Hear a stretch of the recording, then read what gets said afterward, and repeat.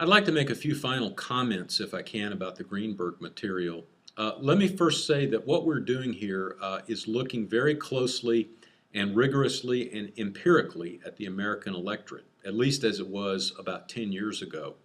And what we're talking about here is the political culture of the nation, which, as I said, is a sort of mixture of ideology and demography and what you might call the sociology of politics, or how beliefs about politics intersect with regional and social and personal characteristics of voters. We looked at the red and blue map of the nation, at least as of the 2008 presidential campaign, and we'll be interested to see what this map looks like in just a few months from now following the 2012 election.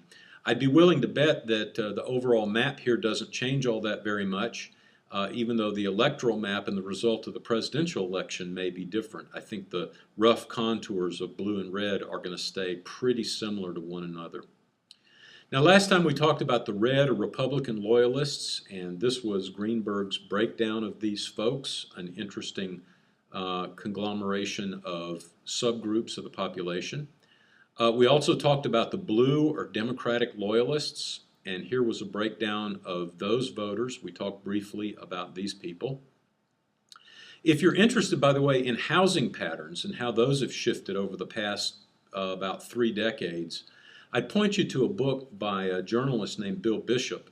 The book is called The Big Sort, and it does a really terrific job of using census tract data to show how voters have sorted themselves into neighborhoods that more and more resemble one another in terms of socioeconomic status as well as political and ideological views. In other words, in 2012, if you move into a given neighborhood in a given community, chances are you're going to be surrounded by other people of similar sorts of political culture orientation. 30 years ago, the situation was very different. There was a lot more of a mixture in a typical neighborhood of people from across the political ideological spectrum.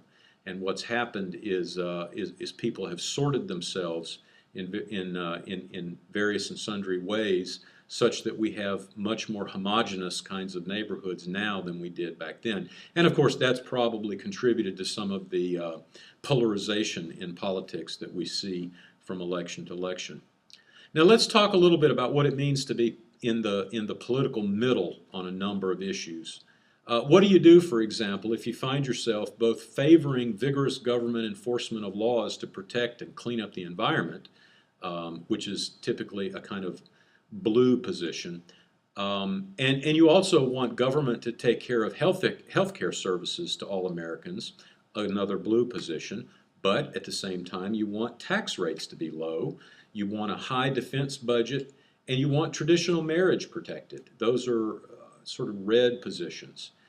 The fact is, if you hold to this kind of combination of views, you're really not likely to fit well into either political party, as this set of views sort of violates the doctrines of both the red purists and the blue purists in the political ideology spectrum.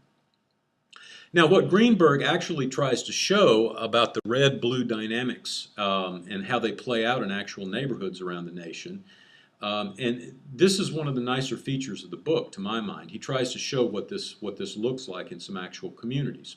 So, for example, he features a blue-collar community in Tampa, an agricultural and traditionalistic community in Iowa, and a high-tech community in Oregon. He goes into the trees, so to speak, rather than looking at the forest.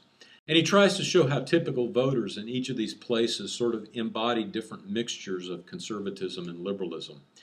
Now, the struggle for both political parties going forward is not really with their political loyalists, the sort of true blue and true red voters, those folks who are more ideologically pure, but the struggle is really going to be over who represents the independent center. How the parties can get their vote without making disloyalists how can the parties make their vote get their vote without making loyalists disenchanted? That's difficult to say, but that's basically what's going on here. Is it better politics to play to the base or to try to capture the voters in the center? And these are some of the questions that political commentators linger over extensively, especially during the regular election cycles. So here's the block of voters that Greenberg says makes up the middle, the voters who can swing an election one way or the other. Now, the interesting thing here, at least to my mind, is how many of these voters tend to be women. So you have well-educated women, the so-called golden girls, and these would, of course, be elderly women, many of whom have lost husbands or are otherwise on their own, and various other groups of females who we'd probably consider vulnerable economically or who have had unfortunate twists and turns in life, often around their marriages and children. Now, you'll notice this group also includes devoted Catholics as well as a couple of groups of men as well, and I encourage you to linger over Greenberg's material on this group. Interestingly, this group also includes a lot of younger voters, many of whom have yet to settle into regular patterns of red or blue. Now, this group came out quite hugely for Obama in 2008, but it's not clear yet that they'll do that in 2012.